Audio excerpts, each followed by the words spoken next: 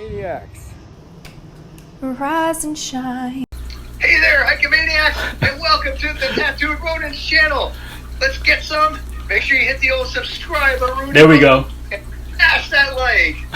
Let's make it happen. All right, this interview ain't gonna do itself. Let's go. So yeah, the purpose of this video is to interview my friend Robbie right there, who's a U.S. Army veteran, and he was also a former Ranger. And I think that's pretty badass. So this is the first interview I did for my channel, and I just want to pick his brains, talk about the military. We're both veterans, but this video is about him, get to know him, what motivates him, how training was like for him, and some of the stuff he does on the side. He has his own channel. So yeah, go ahead, Robbie. You want to talk about yourself to start off? Oh yeah, no problem. Thank you. Thank you for inviting me. I'm very honored to be here for your first interview. My name is Robbiegarnsey. I am 51 years old. I'm married. I have one daughter, and we have a Shih Tzu named Tupa, who is also a emotional support / service dog. Okay. And she goes with me everywhere. And I am a 25-year, 7 months, and 4-day veteran of the U.S. Army. Wow. I retired in 2016, in about almost 5 years ago to the day, actually. We're getting close to that date. Okay. And during my time in the military, I served with the 101st Airborne, the 10th Mountain Division, the 82nd Airborne, the 506th Infantry in Korea, and I also did most of my career with the U.S. Army Special Forces. That's badass. And I was in the first group, and I was over at Fort Lewis for several years in Washington, and then I went to Okinawa, Japan. I've been to Okinawa, Japan twice, and one time from 2005 to 2009, and then again from 2013 until I retired. And then in between, I was in Joint POW, Missing in Action Accounting Command out of Hawaii, which basically, instead of doing combat missions, we're going and looking for the missing in action from the Vietnam War and World War II and Korean War, all those guys. So, I had a pretty busy Army career. Retired from the Army and stayed in Okinawa, finished my degree in Asian Studies. Which, a lot of fun, but not really any money in that, unfortunately. That's a pretty cool thing to study, though. It's all good, though. And then we moved to California. So my daughter, Portia, who is now 15 years old, could begin her acting career. And she got signed with an agent and manager, and she's currently working in the industry. And when COVID hit, we moved to Arizona to save some money, and because we were doing stuff online anyway. And we're currently residing in Arizona, so that's pretty much start to finish. Wow, that's a lot. So, let's start the interview. So, when did you join the military? I joined the military back in September of 1990. That's pretty cool. I was born September 1990, so you joined around the same time I was born, almost 31 years ago. Oh man, I feel old now. But anyway, so I joined the military at that time. It was, if you guys remember historically, the Gulf War was just ramping up. It was George Bush Sr., George H.W. Bush, not George Jr. Right. Started a couple more wars later on. That we both I think you've been to one of George's wars. And anyways, so I came in the Army because I was in college and I was just really questioning what I was doing in my life. I'd been an high school, and when I was in college, I had played one year of football at a small college in the Northeast. No major, and it just wasn't the same. And then I found myself behind in my studies, and I was just sort of looking for a better way to do, a better way of life. I kind of wanted to serve my country. I definitely wanted to be there when we were called upon, and I felt this was sort of like a pivotal time in our history. I needed to stand up and stand up for our country. So it was during the summer, and I went to the recruiting office and got signed up for the reserves. Initially, I wasn't in the infantry; I was in reserves. Okay. They call it a supply specialist or supply mission now. I don't know what they call it, but so I wound up signing up for that, and I went to my basic training in September, and I came back in January of 1991. And after doing both basic and advanced individual training, which is how you learn your job skill in the Army. Right. And when I came back, it was January 16th. I'll never forget it because I was on my way to the airport, and they had started. The Gulf War had started. They were airstrikes were happening, and it was a really kind of a tense time. We didn't know what was going to happen. And then a few weeks later, the war was over. So I didn't really know what to do. I was like, I didn't get to go to Desert Storm. I was kind of bummed out about that. I was going to my monthly meetings. I said, you know what? Let me just go back to the infantry because that's where I really belong anyway, right? That's where I There you go. 11 Bravo. I said, 8 big stars, get me back in the infantry. Get me active duty. He said, Roger that. We can make that happen. And so in 1991, about April, I went away to Fort Benning, Georgia. There you go. I went to basic in Benning too, so. Yeah, all right. I was at Sand Hill. Sand Hill was the area you were in? Yeah, yep, I was there too. I went to basic there, but I was an artilleryman, 13 Foxtrot, so I went to AIT, Advanced Individual Training, in Fort Sill. But yeah. Fort Sill, Oklahoma. We were there in November, so we were cold. I remember doing PT. Yeah, the ground was frozen and everything. But so when did you so you went active duty? Was that right when you went active duty infantry? You went to Ranger School? Actually, no. You can't really go to Ranger School right away. Okay. I didn't know that. Yeah. Now there is Ranger Battalion, which they have something called the Ranger Indoctrination Program. RIP. There you go. To go to that, you go to Airborne, and then you go down the road, and you get. Oh yeah, of course, Airborne. But a lot of people don't. It's a very easily confused thing because there's the Ranger Battalions, and then there's the Ranger Tab, which the guys that are Ranger Battalion, obviously they're going to go to Ranger School. They're going to be the first priority. Okay. But if it's optional to go to Ranger School, which for regular infantry, you may or may not go to Ranger School. So you have to be like a certain rank though.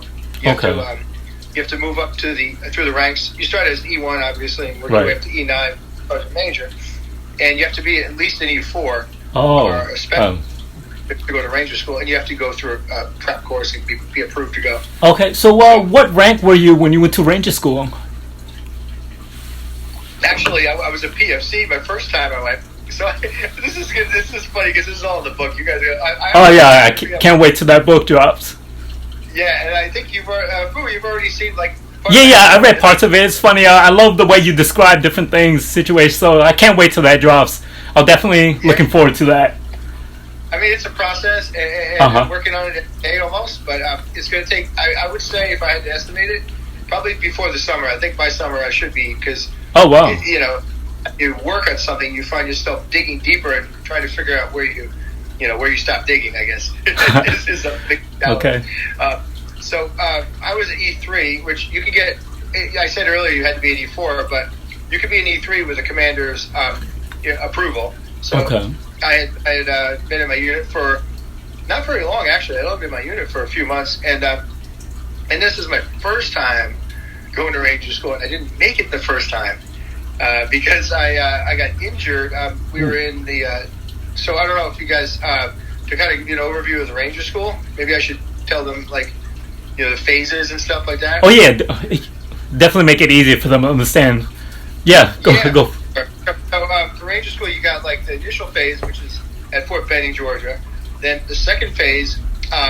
It used to be a desert phase. When I first went, it was a desert phase, and that was at Fort Bliss, Texas, but now they don't have the desert phase anymore. Okay. They got rid of that a while back. And then after that, there's the mountain phase, which is in Dahlonega, Georgia. There's beautiful mountains there. And then the final phase is in Florida, which is down at the Panhandle. By I think it's by Alabama, and the Panhandle is right in that area. And I had no idea Ranger School was all over. I thought it was all in Fort Benning the entire time. Oh no! So that's also a misconception. I'm glad you brought that up because I always thought it was just Fort Benning. It's crazy. I'm learning something new. Yeah, right. Roger that. So the phases, the training phases are you're split up into different phases, and they're all 2 to 3 weeks. 2.5 weeks, I think, per. So the total time is about 62 days. Okay. 60, yeah. 60, Did you get weekends off in Ranger School? No, so it was just strictly. I figured it would be kind of weird to go through all that and have weekends off. Yeah, right. But we, yeah, this whole time I thought it was just like in Fort Benning the entire time. It was just the whole course, just like AIT. You know, your off weekends or something. That's where you see the Ranger tabs, and Mm-hmm. you see all the Rangers walk around. They have the Ranger Battalion there, so that's I think it's third Ranger Bats over there, so they're pretty cool. Okay. And then so the phases are broken down. So you would go through the initial phase, which was actually there at Fort Benning, and then you know, the first time I went through, we went to Fort Bliss, Texas, and I had recycled the phase, so I had to do the desert once. I actually wound up doing the desert phase like 5 times. Oh wow. Because I went back and I recycled it. I went to recycle. I went back through, and I was like on the second to last night of FTX, and I was carrying somebody on my back off the objective, and I stepped in a hole, and I heard something snap, and it was my left foot, and it was, God, this is horrible. And I mean, I walked it off, and You walked it off. and they were like, yeah, you're done. So they sent me back to my unit. I spent a few more months there before I went back the second time, and then I went back the second time. There was still the desert phase, and this would have been in 1992. So there was still desert phase, and I went through Fort Benning, recycled the desert phase again, got through the desert phase, made it through. So I was through 2 phases now. I only had 2 more to go, and I went to the mountain phase, and I got recycled in the mountain phase, so I had to do it again. And then the next time in the mountain phase, I got dropped because of an incident that happened it was an incident that happened with my equipment, and it was like completely out of my hands at the time, but it just came back on me. So anyway, but finally I went back there. I can talk about that incident later, but I'll go to. So when I finally graduated was in August of 1995. And that was after having been there twice, and the third time was a charm. And this time I went straight through, and I graduated August 3rd, 1995, and I finally was able to put on the coveted Ranger tab. So I bet that felt really good to be done with Ranger school. Mm-hmm. So, yeah, it was tough going back. What would you say? I know you said you got injured, things like that. What would you say would be the hardest part about Ranger school, at least for you? So that's a great question, because there's so many aspects to it. We always think about the physicality of it, right? Because one thing for folks at home aren't familiar with Ranger school, you have very limited sleep and very limited food. So there's definitely the physical duress. You get one meal a day, one of the MREs, field meals a day, and maybe if you're lucky, you might get a piece of bread to go with it or something. But most of the time, it's just one meal a day, and you're starving, and they're running you ragged like 24/7. You're not getting any breaks. There's no set sleep schedule. It's basically you have to get the mission done. You sleep when you have time, and you're under duress the entire time. So but that's a big part of it, the physical and mental duress, just from that. But the physicality was never. I mean, I was always hungry. We had a running joke that said, if Miss America walked through our patrol base naked carrying a pizza, we would kick her ass and take away the pizza from her. That's how hungry we were. Yeah. Honestly, that's how I felt in basic training. I was hungry and tired all the time. Like, all I thought about was food and sleep. That's all I ever wanted to do. So I can't imagine what Ranger School did to you man, guys. It's horrible. But I agree with you. I know what you mean, because basic training is no joke either. You're hungry, and you're always hungry and tired. That's true. Yeah. And but as far as the hunger and the fatigue, that's not the hardest part. The hardest part is being in charge. I mean, I'll be honest with you, because you have to rise above these. It's bad enough when you're in the suck, right? It's horrible. Right. But then you have to be the guy to go around and make other people do shit. Excuse my expression. Oh, you're good. You cuss all you want, brother. So I know this is PG-13. Nah. Worst case, I can always bleep it out. Okay. Yeah, bleep it. Yeah. To make other people do shit that you don't want to do yourself. Yeah. So you have to yourself to say, okay, this guy got to get done. These guys got to stay awake. And I'm the one who's got to make them stay awake. Because if I don't do that, I'm going to be doing this phase again. And then there's always this whole, it's sort of like a prisoner's dilemma game too, because, everybody has their base emotions. Remember Maslow wrote about the different human needs and stuff like that. Mm-hmm. So you're at your very basic human needs at this point. You're at sleep and food are one of the basic human needs. They're not the higher ones. Self-fulfillment or any of that nonsense. You're like worried about your next meal and you worry about when the hell you're going to go to sleep. And you have to take that, put that aside for the greater good, for the good of the mission. Say, I don't care if I'm hungry, I don't care if I'm tired. This mission's got to, people are counting on me, this mission's got to go off no matter what, come hell or high water. Yeah, true. And I don't care if you're my friend. Hey, wake the hell up. I don't care if you're my friend. I'm going to smack you in the back of the head. Tell you, hey, wake up, take a knee. And it's not, but that's the hardest part for me because I'm always a nice guy. I'm always, Yeah. My first patrols. So my first couple patrols, I mean, I had to get the game, if you want to call it that, Yeah. I mean, so you go out there and you bust your ass for the people who are in charge. And then that when it's your turn to be in charge, they support you. So that's what the school is all about. It's nobody gets the tag. Nobody makes it to Ranger School on their own. And anybody who's graduated will tell you that. I'm here today having completed Ranger School because of the efforts of many, many people. It's not about me. It's not about the individual whatsoever. So I think that's the hardest part is just understanding that. And then you can change your mindset, And I think that's the hardest part, honestly. Okay, so teamwork, being able to work together on top of no sleep and being hungry all the time. So, yeah, I imagine that's must be hell. Yep. But so, like, who are some people that influence you in your life? Was it someone in your family that influenced you to want to join, or anyone you look up to? Well, yeah. So, as far as like joining the military was concerned, I have both my grandparents, my grandfather, I should say, both served during World War II. Oh, wow.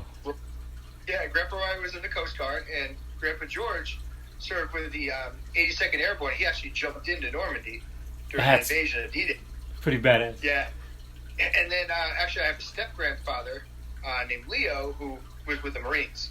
And he was on Arawa, and he was with Chesty Puller, man. He was in the stuff, you know what I'm saying? I bet. Yeah. And then, of course, my Uncle Steve, my mom's oldest brother, he served in Vietnam, and he was in the Marines also. So So, but growing up, we didn't really, nobody really talked about the military. I lived in upper middle class town in Westchester County in New York, and the recruiters didn't even visit our school. I mean, nobody knew anything about the military. It was a curiosity, right? But it was always in the back of my mind because I always thought, football. Football is sort of like a military mentality if you think about it. Yeah, imagine that prepared you for basic training and your military career. What position did you play in football? What's that? Oh, what position did you play in football? Well, I was offensive line. Oh, okay. So when I was guard and I played a little center, but mostly guard. And I would dream about being part of the New York Giants. Remember in the 1980s, the New York Giants won the Super Bowl in 1986 for like the first time since the Super Bowl era. They had won championships in the 50s. I think the last championship was won in 1960 or something like that. I can't remember. Yeah, I don't remember. Frank Tarkenton, and Frank Gifford and all those guys were on the team, all that stuff. But I remember like just wanting so bad to be part of that group when I was in high school, and I would pretend that I was like with the New York Giants. I don't know, it sounds kind of strange, but I always kind of like put myself in their position. Visualize it. If it motivates you and it works, so that's pretty awesome. For sure. So I think that influenced me a lot. My football coaches, for sure. But I'd say my dad, even though he wasn't in the military, he was a big influence on me because he always, I always felt like he always encouraged me to work harder than everybody else. And his workouts, when I told him I wanted to play football, he put me through some hellacious workouts. And, and he did it for my own good because he said, well, if you want to play football, son, this isn't a game. You got to be tough. Yeah. If you're out there you're not out there hitting people as hard as you can, you're going to get hurt. So you got to be in the right mindset that you're going to have to go all out. So that was his mind. That was how he kind of transferred that to me. Okay. And I just sort of picked it up from there. And I always knew, I always thought one day that I would do something that would make a difference. So I guess that was kind of the back of my mind. And I just didn't know it was going to be the military, but I'm not surprised. I mean, I'm not shocked. Nobody was shocked when I joined the military. I'll put it like that. You were meant for it. To go through Ranger School and all that? Damn. That's amazing. Not a lot of people can go through that. I don't think I can make it, Robbie. It's all in the mindset, though. Right? It really is. It's funny. My drill sergeant went to Ranger School after, because he said it was his dream. And I don't remember. There used to be a TV show about Ranger School, and we saw him on there. We saw him getting smoked. It was the most hilarious. I think he got in trouble for not keeping accountability of everybody. I don't know what the reason, but they smoked the dog shit. It was the funniest thing to see my drill sergeant there. But he made it, though. He made it to Ranger School. So I was proud of him, too. Drill Sergeant Joseph from Fort Benning. That sounds like a great guy. I know I'd like him. He sounds like an awesome guy. Oh, you're awesome too, Robbie. Okay, so if you were to give advice to anyone that wants to go to Ranger School, what's the best advice you would give them to how to prepare for it, mentally or physically? That's a great question because, I mean, there's so many aspects to it, right? Mm-hmm. I mean, obviously the physical aspect is one of them. I mean, you got to be in shape, right? Mm-hmm. But it's not, I'm going to put it like this. It's not that it's not physically hard, but physicality is not the most demanding part of the course. I mean, it is physically demanding, mm-hmm. but I think somebody with decent physical gifts can make it through Ranger School. You don't have to bench 500 pounds. You don't have to run. You don't have to run a 4-minute mile. You know, you need to be able to put a pack on and go, and not give a damn, about how tired you get. And so I think a lot of it has to do with. I would encourage people who want to go to Ranger School, who are training for Ranger School, to do a lot of road marching, but don't get so concerned about like making the splits. Like I wouldn't be a slave to the stopwatch. Get your body carrying the weight, because you're going to be carrying the weight, and even when your body breaks down, the weight becomes proportionally more difficult to carry. So that's why I would do a lot of rucking. I mean, but you don't need to do 20 miles. Don't do a 20-mile road march. 12 miles. 12 miles is probably the most I would road march. Okay. Because you have to pack a 12-mile road march. Just make sure you can. How heavy did you guys carry those ruck? It would depend, honestly. It depends a lot on the mission and the equipment that you're carrying. Like if you're carrying like a 60 gunner's ruck, the 60 gunner, for those uninitiated, the 60 is the old version of the 240 Bravo, I think, or 240 Delta. It's a long machine gun. Mm-hmm. It's portable. It fires 7.62 rounds, and it's fully automatic. Fires about between 400 to 600 rounds a minute. I think it fully actually could do more than that, but I think average is about 100 to 200. Then if you hold the trigger down for a full minute, you'll get about 600 or 800 out of it. And it's been replaced by a faster gun, but that's neither here nor there. So that rucksack, you're carrying a lot of extra ammo. You're carrying your basic gear. Your ruck with a 60 weighs 24 pounds when you're carrying it with the ammo, already loaded, which you always are. And then the extra rounds in the ruck, you're probably carrying about a 70 or 80 pound ruck, more than likely. And then for the assistant gunner, which has a tripod, you're looking at, in extra ammo, you're probably looking at 80, 90 pounds, and it just goes up from there. And the Rotello, or the radio telephone operator who has the radios. RTO. I was an RTO for a bit. That's what my MOS basically, we're FOs, we're RTOs. We called in artillery strikes and stuff like mortars.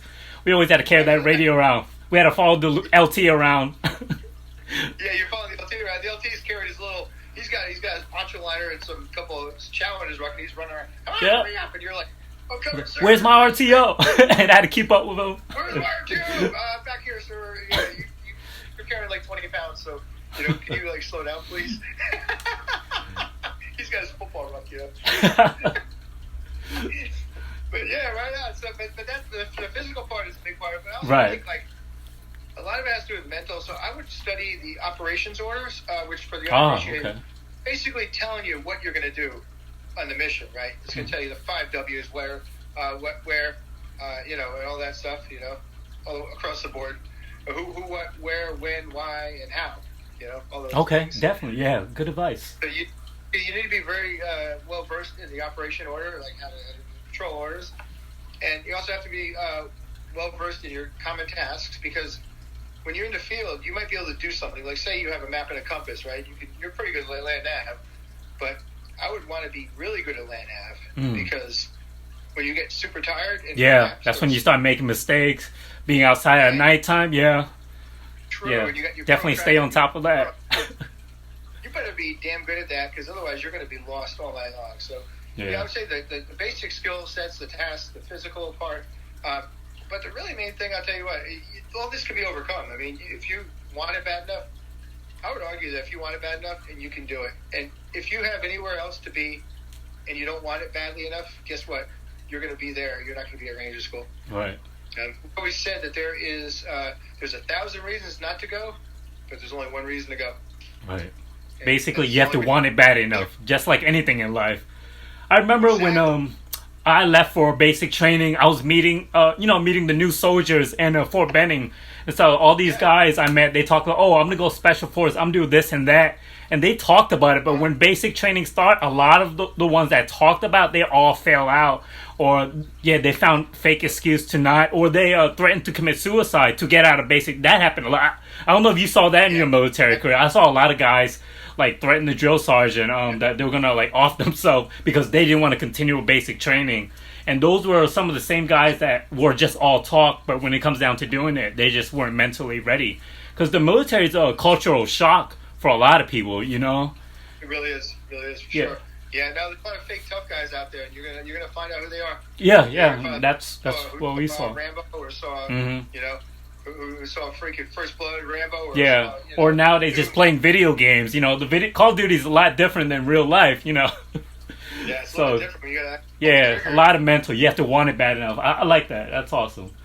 So, all right. So you've been around a lot of places in the military. What's your most favorite place that you've been in the military? Was it Japan? I always wanted to go to Japan. That's my to-do list.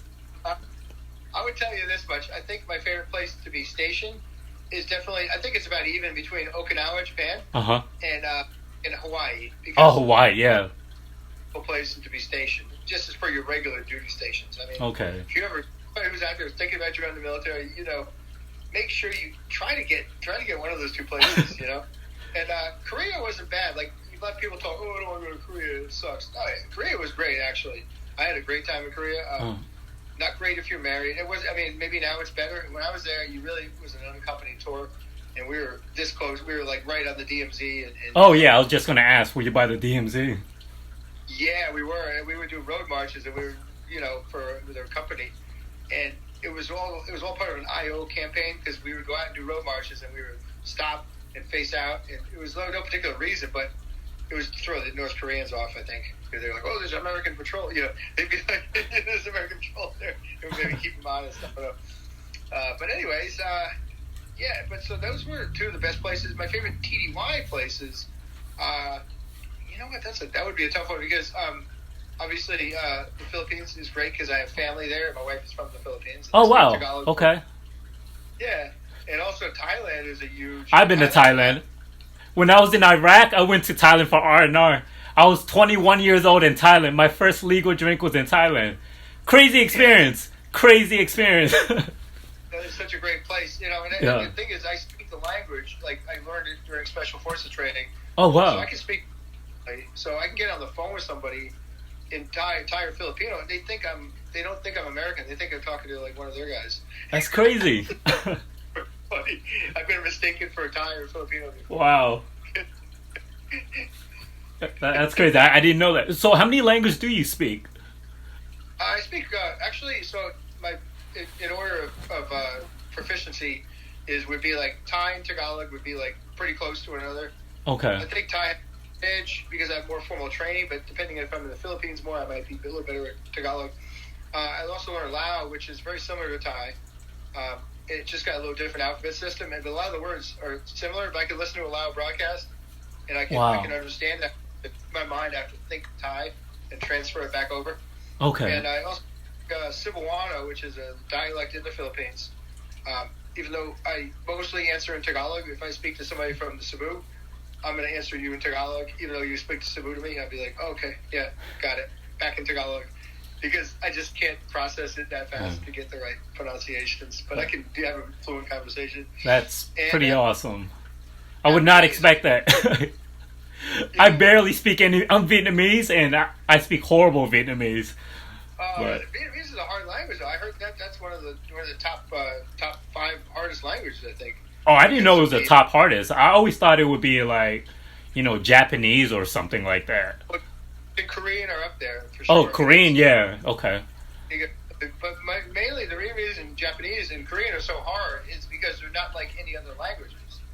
They don't really have like a family per se. They sort of evolve out of their own. Yeah. Nobody really how those 2 languages evolve, but we do know that their grammar is somewhat similar, but they're unrelated. The people, the lineage, they're completely unrelated lineage-wise, anthropologically. But their languages, for some reason, are somewhat similar. So it's kind of an odd, even though the characters are different. Okay.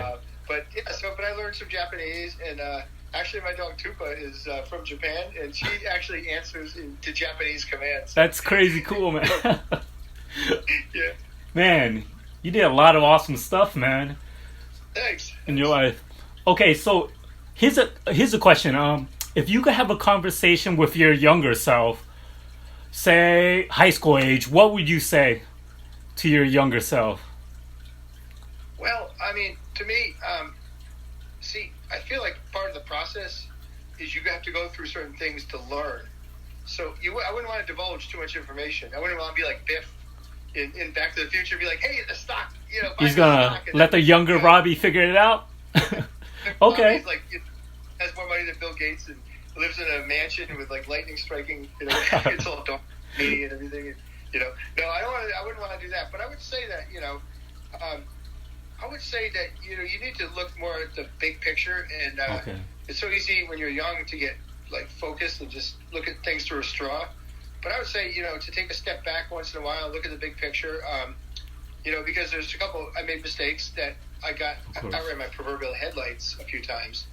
And that is where I usually made a mistake, And I think if you know when the right moment is, take a step back and look and assess the situation, we can avoid a lot of those costly mistakes. And, obviously, I got where I got, but it could have been a lot easier if I had made less mistakes. Yeah. Well, that's all. I really like that answer. Oh, thank you. Okay, here's another weird question that makes you think. If you could have a conversation with 3 people, living or dead, who would it be and why? Oh man, that's I love that. I love those questions like that. There's so many directions to go, right? Because you have different, diverse interests. Of course, and you get to know a person to see who they look up to and things like that. Yeah. So you're 3. Number one would be Teddy Roosevelt. Oh, okay. Yeah. Because he is so badass that he makes the rest of us question our manhood. The guy gave a speech with a bullet in his chest. Yeah. And he said the only reason he survived is because he's like, thank God. And his only response to getting shot in the chest was, oh man, thank God I have a long speech. Otherwise, that bullet would have gone into my heart. And that's it, And then what a badass, That is really badass. What a great president, right? He was a guy who really stuck up for the, I think he transcended political parties to an extent because he was a guy who was looking at what was best for everybody, not just who the people on top were. So I think I really would like to talk to TR because I think he'd have some hella good stories, and I think him and I would see eye to eye on a lot of things for sure. Yep. Okay. And then, number 2. My second person. So can they all? At least one of them has to be alive, right? Either way, it doesn't matter. Living or dead, past, present. So I'm going to say my second one would be Derek Jeter, the shortstop, the Hall of Fame shortstop from the New York Yankees. Oh, okay. I didn't know who that was. Oh, okay. So Derek Jeter, the Yankees are my favorite baseball team since I was a little kid, and I always looked up to the people, the guys on the team, and Derek Jeter was, for my opinion, one of the top 5 Yankees in history. And he was so great was what made him so great was not because he had the most home runs or because was the fastest or the strongest. I mean, he definitely had talent. Don't get me wrong. He got there because he worked the hardest and he set an example for people, and he made the people around him better. So that's why I love Derek Jeter. I would love to sit down and talk to him. I think his philosophy and his way he approached his career and the way he's approaching his career now as an owner, as an executive in baseball. He's really a goal-oriented guy, and he has no time for any BS. And that's the guy that I would look up to and I want to talk to. Okay. Sure. Wow. Good choice. All right. Number 3. Yeah. Oh, number 3. I'm going to say that's a great one. I had a couple ones in mind. Let me think back. I'm going to say I tell you, I would love to talk to Ronald Reagan. I think Ronald Reagan would be a great guy to have a conversation with. Yeah. Okay. And you may or may not agree with his politics. I'm not into politics. My channel is not political, but right. I just think same here. Being a great communicator and overcoming political differences among people in his own party and the other party, and he just brought everybody. He kind of brought everybody together, and his attitude was so optimistic that it was contagious. It was infectious. Mm-hmm. He made people who didn't like him want to sit down with him and have a beer. Yeah. He was a guy that he disarmed people, and he was a great actor too in Hollywood. And he did a lot for people don't know this about Ronald Reagan. He was in charge of the Hollywood actor. He was in charge of SAG for a long time. He was a union guy in charge of SAG, and he stood up for time actors weren't getting treated well. He stood up for the little guy and the little girl, the people in Hollywood, which helped them get better wages and better working conditions and safety. He gets no credit for that, but he did a great job there too. And so I think he was a great president. He's just a great guy. He seems like he'd be a great guy. That's my one. Sounds like it. So that's awesome. Awesome choices. Thank you. Yeah. Yeah. This has been an awesome interview. I got to know you a lot. I learned a lot of new things. Let's talk about your personal life. So your main thing, you just retired. You're a family guy, and your YouTube channel. Let's talk about your YouTube channel. Yeah, that's right. I'm the family guy. So my YouTube channel is Robbie Garnz, and it's a hiking. Well, it's hard to say like exactly. I know they say, "Oh, you gotta have a niche." Well, my niche is basically hiking, fitness, vlogs, and humor. So, if you like any of those things, that's the place for you. If you want somebody serious, you might still like it because I have some good information. But you're gonna want, if you want to laugh and you want to just enjoy yourself, that's the place to be. Yeah. And I'll definitely I'll leave your channel link in the description for this video. And yeah, definitely check out Rob's channel. I love the way you edit your stuff. You always make it hilarious, different like memes and stuff. It definitely keeps you entertained. So I love that. And thank you. It's kind of a double-edged sword because a lot of the research on YouTube shows that it's better to post. Right. YouTube tends to consistency over quality, and I don't want to say, and there are some great creators out there, don't get me wrong, that put out stuff regularly, but then, you see a lot of times that people are more concerned with quantity over quality. Right. Because of the algorithm kind of dictates that. But with me, I think my time I spent in editing, in the short run, it might not allow me to grow as quickly as other channels because I'm not putting out content as much. So, more content leads to more subscribers, leads to more watch hours. But I think I just like the process, and I thought about changing it a little bit at the new year, but then I got back down. I was like, I don't want to do that. I think that people watch my channel and they come to expect something from it, and I think they'd be disappointed. I think it's okay for them to wait 10 days or 2 weeks. Right, yeah. And plus, it is a lot of work running a YouTube channel. Filming and editing takes hours. So, yeah. Yeah, your workouts are great. And the motivational ones you did, those were awesome. Oh, yeah, I like doing that. I like using other channels and connecting with them. Especially if I'm busy and I don't have enough time to record. As long as I get their permission, I'll just use their footage and stuff like that. But speaking with channels, who's your favorite YouTuber? Oh, okay. Okay, well, you are, of course. Stop. Good answer. Good answer. The people, as far as like this, I'll do two different ones because there's the small and then there's obviously the. Let's do favorite YouTuber overall, and then us. I like our circle. Like so, Okay. Overall favorite channel. My favorite channel. Now there's a you're gonna be surprised at this answer. There's a guy named Larray. It's spelled Larray. Okay. And it's hilarious. He does vlogs. He does humor.